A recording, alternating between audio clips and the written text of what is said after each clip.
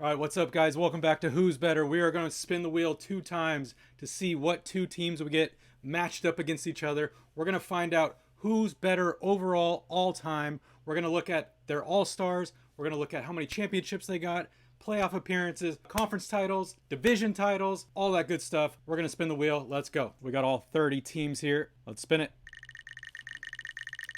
Who we got? Who we got? Who we got?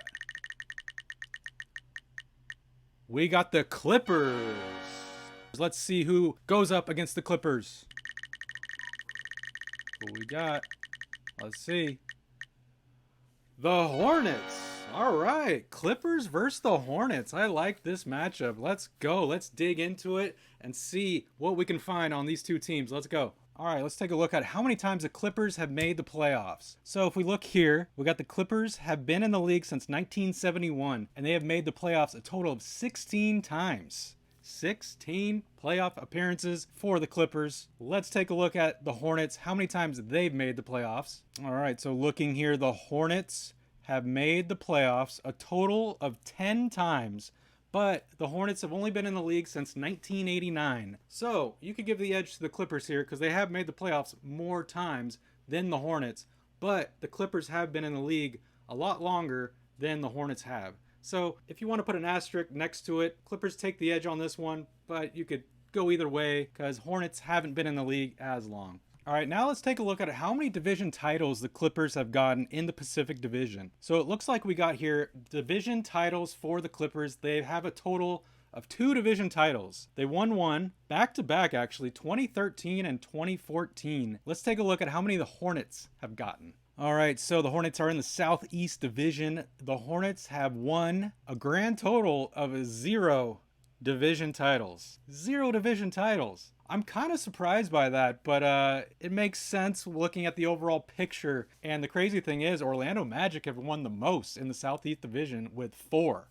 Wow. All right, let's take a look at how many conference titles the Clippers have won. And look at this, the first headline: the Clippers have never, ever won a conference title. They got a 0. They've been in the conference finals, but they've never won it. Let's see how many the Hornets have. The Charlotte Hornets are the exact same way. They got absolutely 0 conference titles. Taking us in to see how many championships each team has. As you can see right there, championships for the Hornets. We all kind of knew this. They got absolutely 0 also. And looking at the Clippers, I don't even have to switch to that page. Clippers have absolutely 0 championships. They are completely tied when it comes to conference titles and when it comes to championships.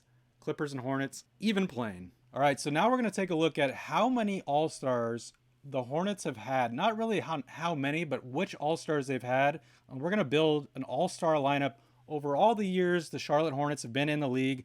Yes, they were the Charlotte Bobcats at one point. We're just talking Charlotte in general. So here we go. So we're looking at all the All-Stars, and it's a solid lineup. I mean, and I'm just going to build it, and you guys probably won't like it, but we're going to go all-time, and it's going to be a lot newer players. So let's just start off. Here's my starting 5, and it's not necessarily going to be the right positions and all that, but these are my All-Stars for the Hornets. Here we go. So we're going to start with Baron Davis, and I know I'm going to put another point guard there. I'm going to put Kemba Walker, so that's number 2, and then why not? Why not add? We're going to add a new guy. And you all know who I'm about to say. But we're going to add LaMelo Ball to add a little flame to this fire. Boom, LaMelo Ball on this lineup. Looking at all the other players here. And here's the thing. We could put Alonzo Mourning on the team because he was with Charlotte for 2 years. He was an All-Star for 2 years on Charlotte. So we're going to put Alonzo Mourning on that team. So we got 4. Let's put one more there. This is a player I'm going to put on the team. I remember this is a player that I grew up watching, and it was Gerald Wallace. He was only with the team from 09 to 10, but Gerald Wallace, I'm going to put on that team. He was really fun to watch.